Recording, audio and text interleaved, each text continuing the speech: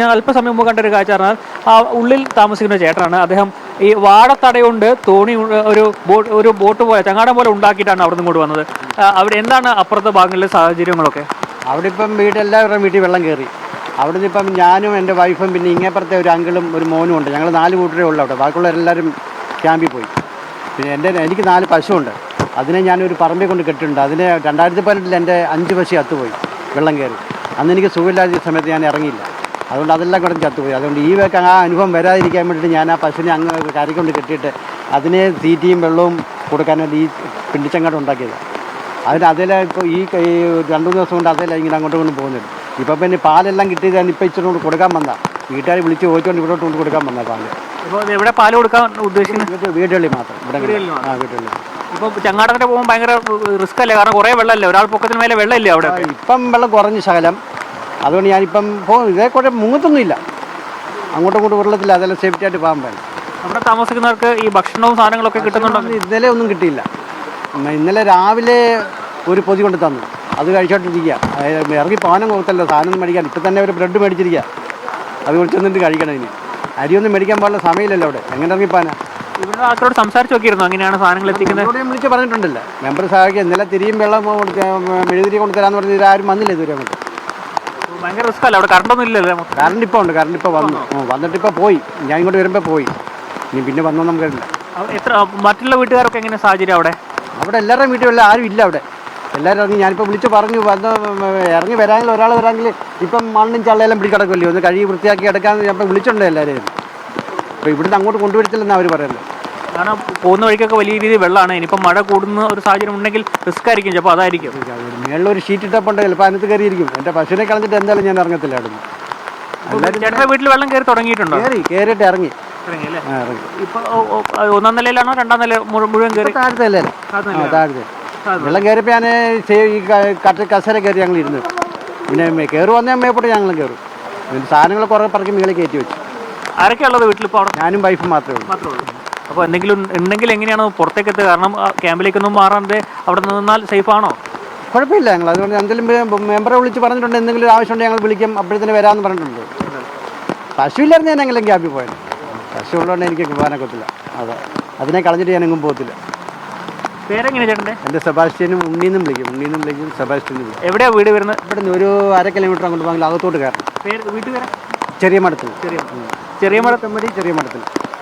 അദ്ദേഹം പറഞ്ഞിരിക്കുന്നത് ക്യാമ്പിലേക്ക് മാറുന്നതാണ്. പക്ഷേ കൂടെയുള്ള മറ്റ് മിണ്ടാപ്രാണികളുടെ കാര്യം കൂടെ നോക്കിയിട്ടാണ് അദ്ദേഹം ഭാര്യയും അവിടെ തന്നെ താമസിക്കുന്നത്. നേരത്തെ വീട്ടിലൊക്കെ തന്നെ വെള്ളം കയറിയിരുന്നു, ഇപ്പം ഇറങ്ങിയിട്ടുണ്ട്. പക്ഷേ വൃത്തിയാക്കാനൊക്കെ ആൾക്കാർ പോകണമെങ്കിൽ ഞാൻ നേരത്തെ സൂചിപ്പിച്ചത് വലിയ രീതിയിൽ വെള്ളം ഇപ്പോഴും ഇവിടെ നിലനിൽക്കുന്നുണ്ട് എന്ന് തന്നെയാണ്. നേരത്തെ നമ്മൾ ഫയർഫോഴ്സിൻ്റെ ബോട്ടിൽ അവിടെ ആളുകൾ രക്ഷപ്പെടുന്ന ഭാഗത്തേക്ക് പോയ സമയത്തൊക്കെ തന്നെ 2 പൊക്കത്തിന് വെള്ളമുണ്ട്. നമ്മൾ കാണുന്ന ഇലക്ട്രിക് പോസ്റ്റുകൾ പലതും മുകൾ ഭാഗം മാത്രം കാണുന്ന തരത്തിലേക്ക് അത്രയ്ക്ക് വെള്ളം നിൽക്കുന്ന ഒരു സാഹചര്യമാണ് അവിടേക്ക് പോകുന്നത്. തൊട്ടുപുറകിൽ നമുക്ക് കാണാം പല വീടുകളിലും ഗേറ്റിൻ്റെ മുകളിൽ പകുതിയുടെ മുകളിൽ തന്നെ വെള്ളം നിൽക്കുന്ന സാഹചര്യമുണ്ട്.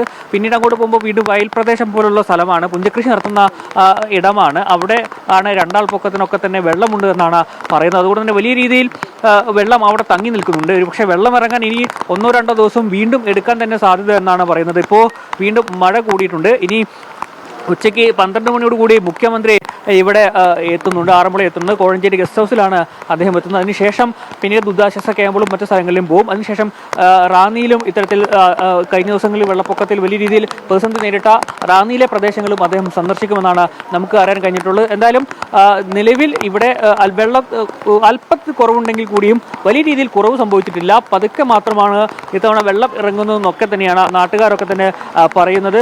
ചേട്ടാ ഇവിടെ ഉള്ളതാണോ? നമ്മൾ ബോട്ടുമായിട്ട് വന്നതാണ്. കായംകുളം. എപ്പോൾ എത്തിയാണ്? ഇന്നലെ? ഞങ്ങൾ ഇന്നലെയല്ല, ഞങ്ങൾ 1-ാം തീയതി തൊട്ട് ഇവിടെ ക്യാമ്പ് ചെയ്യുന്നുണ്ട്. ഇപ്പം ഈ ഭാഗത്തുള്ള പരമാവധി ആളുകളൊക്കെ തന്നെ ഇന്നലെ ഈ ഭാഗത്തുള്ള മുഴുവൻ ആളുകളെയും എത്തിച്ചിട്ടുണ്ട്. പിന്നെ കുറച്ച് ഭാഗങ്ങളിൽ വെള്ളം ചുറ്റപ്പെട്ട് കിടന്ന് ഉയരങ്ങളുള്ള ഭാഗങ്ങളിലേക്ക് മാറ്റിയിട്ടുണ്ട്. അവർ ബന്ധുവീടുകളിൽ 2018 പ്രളയത്തിലും വെള്ളം കയറാത്ത ഭാഗങ്ങളാണ്. അവിടെ സുരക്ഷിതരായി ഇരുന്ന് കൊള്ളാമെന്ന് പറഞ്ഞ് എത്തിച്ചിട്ടുണ്ട്. പിന്നെ അവർക്ക് ആവശ്യമായുള്ള ഭക്ഷണ സാധനങ്ങളും മറ്റും എത്തിച്ചു കൊടുത്തിട്ടുണ്ട്. ഇപ്പം നിങ്ങളൊക്കെ ഇവിടെ ഭക്ഷണം കഴിച്ചോ, താമസിച്ചോ?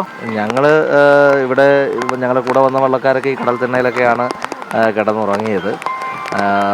ചിലപ്പോൾ അതൊരു ഇപ്പോൾ ഒരു ദുരന്ത മുഖത്ത് ഞങ്ങളെ സംബന്ധിച്ചിടത്തോളം ഞങ്ങൾ ഇങ്ങോട്ട് വരുന്ന സമയത്ത് പോലും ഞങ്ങളുടെ തീരത്ത് കടലാക്രമണ ഭീഷണിയിലും കടലാക്രമണം നടക്കുന്ന സമയത്തുമാണ് നമ്മളിങ്ങോട്ട് എത്തപ്പെട്ടിട്ടുള്ളത്. അപ്പോൾ ഈ ദുരിതത്തിൻ്റെ സാഹചര്യങ്ങളും ദുരന്തത്തിൻ്റെ മുഖങ്ങളും വൈമുഖതകളും നമുക്ക് മനസ്സിലാകും. അതുകൊണ്ട് തന്നെ നമ്മൾ ഏത് സാഹചര്യത്തിലും ഇപ്പോൾ നമ്മൾ അൾട്ടിമേറ്റ് ലക്ഷ്യമെന്ന് പറയുന്നത് ഇവിടെയുള്ള ആളുകളെ രക്ഷപ്പെടുത്തി സുരക്ഷിതമായ സ്ഥാനത്തേക്ക് എത്തിക്കുക എന്നുള്ളതാണ്. അതിനകത്ത് നമ്മളെല്ലാം മറന്ന് കൂടെ നിൽക്കും. അതിനൊരു കരുത്തു കൂടെ വേണ്ട. അപ്പം നിങ്ങൾ ഭക്ഷണം കഴിക്കുകയോ ഉറങ്ങുകയോ ചെയ്തല്ലേ? അത് പറ്റുന്ന രീതിയിൽ നമ്മൾ കഴിയുന്നുണ്ട്. ഞങ്ങളെ സംബന്ധിച്ചുള്ള ഞങ്ങൾ കടലിനോട് പൊരുതി ജീവിക്കുന്നവരാണ്. പ്രകൃതിയുടെ ഏത് ഒരുവിധപ്പെട്ട സാഹചര്യങ്ങളിലൊക്കെ അതിജീവിക്കാനുള്ള കരുത്ത് ആർജിച്ചിട്ടുള്ളവരാണ്. അതുകൊണ്ട് തന്നെ ഇതൊരു വലിയൊരു ഇതായിട്ട് തോന്നുന്നില്ല. പക്ഷേ ഇവരെ സഹായിക്കുക എന്നുള്ളതാണ് ഏറ്റവും ആത്യന്തികമായിട്ട് നമ്മുടെ ലക്ഷ്യം. എത്ര ബോട്ടിലായിരുന്നു നിങ്ങൾ വന്നിരുന്നത്? ഞങ്ങൾ എൻ്റെ തീരത്ത് നിന്ന്, ഞാൻ ഒരു മത്സ്യത്തൊഴിലാളി സഹകരണ സംഘത്തിൻ്റെ പ്രതിനിധി കൂടിയാണ്.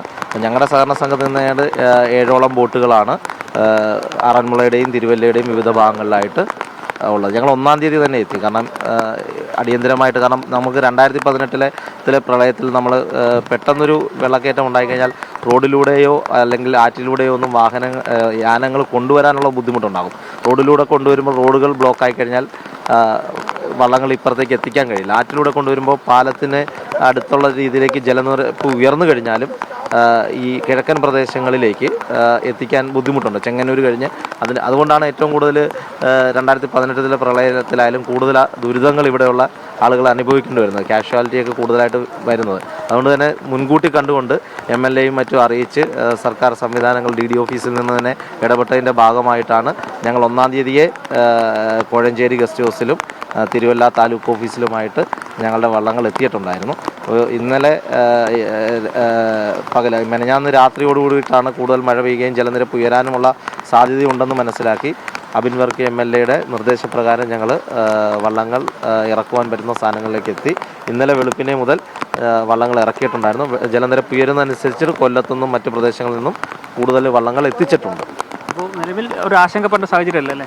ഞങ്ങളിവിടെ ഉണ്ട്. ഞങ്ങളെ കൊണ്ട് കഴിയുന്ന പരമാവധി. അതുമാത്രമല്ല, മറ്റ് വള്ളങ്ങൾ കോഴഞ്ചേരി സ്കൂളിൻ്റെ ഗ്രൗണ്ടിൽ ലോറിയിൽ ഇരിപ്പുണ്ട്. ഇനിയും എന്തെങ്കിലും അടിയന്തര ഘട്ടം വന്നാൽ ആ വള്ളങ്ങൾ ഇവിടേക്ക് എത്തിക്കാൻ കഴിയും. ഒരു തവണയിൽ തന്നെ ഇപ്പോൾ ചെറുവള്ളങ്ങളോ ഫയർഫോഴ്സിൻ്റെ ഡിങ്കുകളിലോ എടുക്കുന്നതിനാൽ കൂടുതൽ ആളുകളെ നമ്മുടെ വള്ളങ്ങളിൽ 20-25 ആളുകളെ അറ്റ് എ ടൈം എത്തിക്കാൻ നമുക്ക് കഴിയും.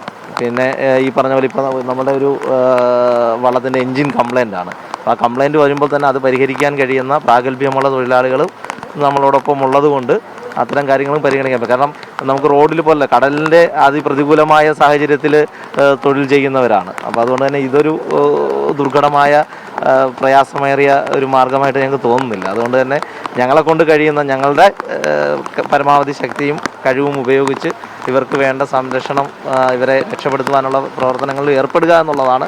ബാക്കി നമ്മൾ നേരിടുന്ന ദുരിതങ്ങൾ, ഞങ്ങൾ എന്തായാലും ദുരിതം നേരിടുന്ന ജനങ്ങളാണ്.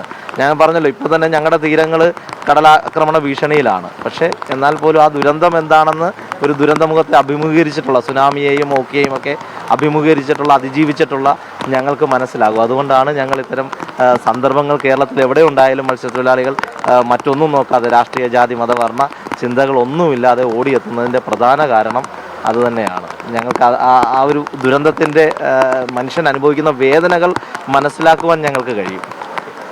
എന്നാലും മത്സ്യത്തൊഴിലാളികൾ വലിയൊരു സഹായം തന്നെയാണ് ഇവിടെ ചെയ്തിട്ടുള്ളത്. അവർ 1-ാം തീയതി മുതൽ തന്നെ ഇവിടെ എത്തി രക്ഷാദൗത്യത്തിൻ്റെ ഭാഗമാകുകയും ഒക്കെ ചെയ്തിട്ടുണ്ട്. ഇവിടെ എത്തുന്ന ആളുകളെയൊക്കെ തന്നെ നമുക്കറിയാം മറ്റു വാഹനങ്ങളിലാണ് ഇവിടുന്ന് പുറത്തേക്ക് കൊണ്ടുപോകുന്നത്. അതിപ്പം ആശുപത്രി ആയാലും അതുപോലെ മറ്റാവശ്യങ്ങൾക്കൊക്കെ തന്നെ ഫയർഫോഴ്സിൻ്റെ വാഹനത്തിൽ ഇവിടെ എത്തിക്കുന്ന ആളുകൾ അവരെ ഈ ഇത്തരത്തിൽ മറ്റു വാഹനങ്ങളിലാണ് പുറത്തേക്കൊക്കെ തന്നെ കൊണ്ടുപോകുന്നത്.